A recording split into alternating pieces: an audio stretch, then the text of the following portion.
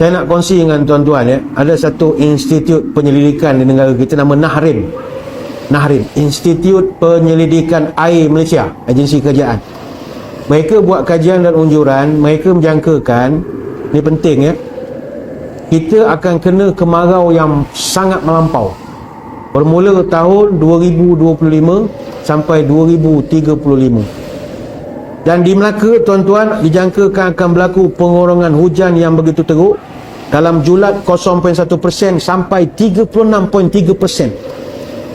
Kalau kemarau panjang ini berlaku, NAHRIM menjangkakan dia memberi kesan yang sangat besar ke atas sumber air mentah, khususnya di negeri Melaka. Para sungai akan mengalami penyusutan, mengurangkan base flow sungai, ia akan menyebabkan paras empangan ada penyusutan, ganggu sumber bekalan air mentah untuk loji. Dia akan berangkai-rangkai. Dan yang paling digeruni adalah dia menyejaskan pertanian.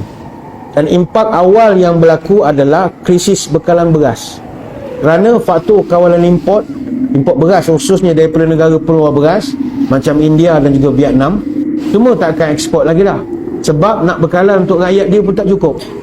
Jadi disebabkan itu, kita akan menghadapi risiko krisis keterjaminan makanan asas seperti beras, yang mana kita ni semuanya makan nasi semua kita ni, dan kita sangat bergantung kepada beras sedia ada yang disediakan oleh pihak luar. Jadi saya ingat kita kena ada satu jihad untuk kita sementara nak nunggu 2025 ini, iaitu kena buat persediaan lah.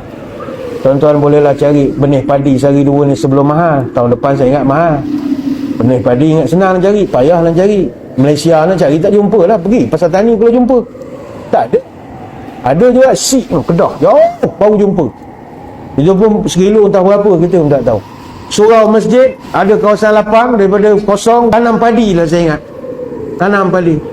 Mungkin tahun 2023 kita gelak secara berjemaah sajalah. Tanam padi, gelak kan, tunggu 2025 esok pun kau tahu. Rugilah kita tak tanam, kau tak 2 tahun dah boleh makan lah. Yang buat unjuran ni bukan orang tepi jalan, NAHRIM, Institut Penyelidikan Air Malaysia. Kenapa kemarau teruk berlaku? Dia kalau tanya kepada Met Malaysia ataupun tanya kepada NAHRIM, setiap 2 sampai 7 tahun paras air laut yang panas dia akan gantikan arus laut yang kebiasaannya sejuk yang berlaku di luar pantai barat Peru. Benda ni jauh, Peru di Amerika Selatan. Fenomena lautan yang panas ni disebut El Nino. Tapi bagi kita orang Islam, benda ni nak kiamat lah. Sebab antara petanda jelas kedatangan Dajjal adalah kemarau. Sebelum 3 tahun sebelum Dajjal keluar, kita akan sengsara hidup kita. Berdasarkan hadis Abu Umamah Al-Bahili, dia cerita Nabi pernah terangkan tentang Dajjal dan Nabi suruh kita berhati-hati. Kata sahabat, wa inna qabla khurujid Dajjal salatu sanawatin syidad yusibun nasa fiha jau'un syadid. 3 tahun sebelum Dajjal keluar, manusia mengalami krisis kebuluran yang begitu teruk sekali. Kelaparan, bekalan tak ada, barang mahal. Ni bukan faktor apa, dia bukan faktor kerana orang ni jadi pemimpin ke apa, tak. Dia akan jadi siapa-siapa saja. Dia akan jadi kesusahan merata sekali. Ya'murullah sama'a fi sanatil ula an tahbisa sulusa matriha. Ketika itu, pada tahun pertama, langit akan mengurangkan hujannya 1/3. Sulusu matriha wa ya'murul ardu an tahbisa sulusu nabatiha. Dan selepas daripada itu, bumi pula mengurangkan hasilnya sebanyak 1/3. Hadis ni panjang. Nabi dah ceritakan benda-benda tu akan kita hadapi.